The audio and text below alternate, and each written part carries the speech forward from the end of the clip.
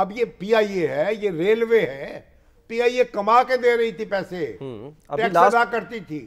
سر ابھی بھی کہہ رہے ہیں 2024 میں بھی منافع ہوا ہے اس کو. منافع کو کیا رونا ہے اب؟ خسارہ ہے جو 800 ارب کا ہے، اس میں 10-20 ارب کا پروفٹ کیا کر لے گا ہمارا. اچھا. اور ریلوے، یہی یار ریلوے کا ہوا. اور ریلوے جو ایک زمانے میں اس پہ جو سفر کرنا جو تھا وہ ایک بڑی ایک سہولت اور آرام کی سواری تھی. اور ہم جاتے تھے اس میں جب نوجوان تھے، کبھی کھانا بھی کھائیں گے ڈائننگ ٹیبل میں. کھانا کھانے کا اتنا وہ یعنی وہ تھا ڈائننگ کار میں کھانا کھانا جو بڑا اعزاز تھا، اتنا عمدہ کھانا ہوتا تھا. اب وہ پھر مکھیاں بنانے لگی. نہیں کچھ بہتری تو کی ہے نا ابھی باسی صاحب نے، کچھ بہتری تو کی ہے نا، تھوڑی بہت کی ہے نا. شالیمار ایکسپریس میں لوگ سفر تباہ کر دیا نا، ہر چیز تباہ اوور آل. اب جو ریلوے جو تھی کہاں تھی اور کہاں چلی گئی.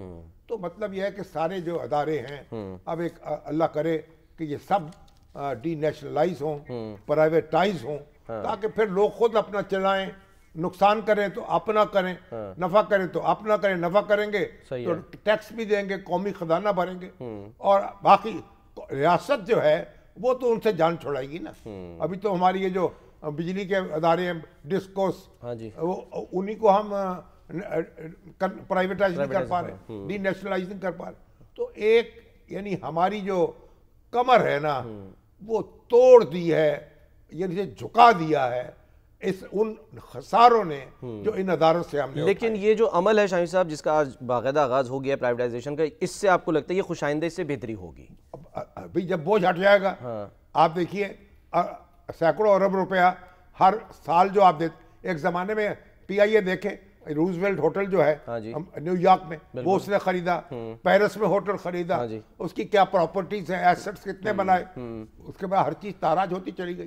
شیلٹر ہوم بن گیا اس کے بعد پھر وہ روزویلٹ ہوٹل. اللہ کا کرم ہے کہ ملازمین کا سوال کر رہے ہیں لوگ، ملازمین کا کیا ہوگا؟ ایک سال تک تو ظاہر ہے ان کو فارغ نہیں کیا جائے گا. نہیں فارغ کیا جا سکے گا، لیکن دیکھیے پھر جب وہ ایکسپینڈ کریں گے اور جہاز آئیں گے تو ملازمین کی بڑی تعداد جو ہے وہ بھی کھپ جائے گی اس میں. اچھا ٹھیک ہے. آپ نے شاہین ابھی گفتگو میں ایک ذکر کیا، میں اس کا بھی ایک سوال یہ کرنا چاہ رہا ہوں کہ انتظامی معاملات میں جب کوئی عدالتی انٹرونشن ہوئی تو اس پر بھی تنقید کی گئی کہ یہ نہیں ہونی چاہیے. ابھی حالیہ دنوں میں ہم دیکھ رہے ہیں یہ انتظامی معاملات نہیں ہیں. دیکھیں آپ نے اب یہ قیمت جو ہے کیا لگا، عدالت کو پتہ نہیں ہوتا نا.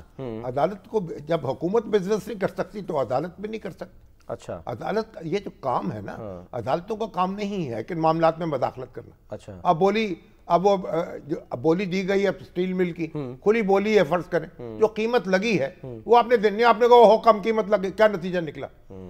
سینکڑوں ارب روپے اس کے بعد خسارہ اٹھا چکے ہیں اسی اسٹیل مل سے. ٹھیک ہے. تو آپ یہ جو آپ پرائیویٹائز کرتے ہیں تو آپ اس قیمت پہ نہ جائیں جو ان کی لگتی ہے، اس پہ جائیں گے جو اس سے بوجھ آپ کا جو ہے وہ کتنا کم ہوتا ہے. ٹھیک ہے.